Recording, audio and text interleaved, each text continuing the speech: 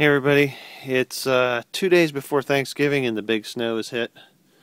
And there's my trash can so you can see how much snow we've gotten. Supposed to get another 4 inches to 6 inches overnight.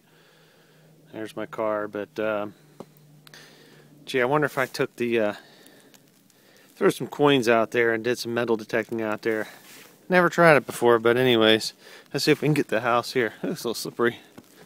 There's my shadow on that, but I did get my Christmas lights up before the snow hit over the past weekend, and I just turned them on just to see what they look like, and boy, kind of neat. Get you in the spirit of Christmas there, I guess, huh? So there you go, and it's coming down.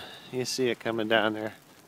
Not much traffic out here, and man, I'm already getting cabin fever, and we only had 1 day of snow. Jesus criminy. Oh well.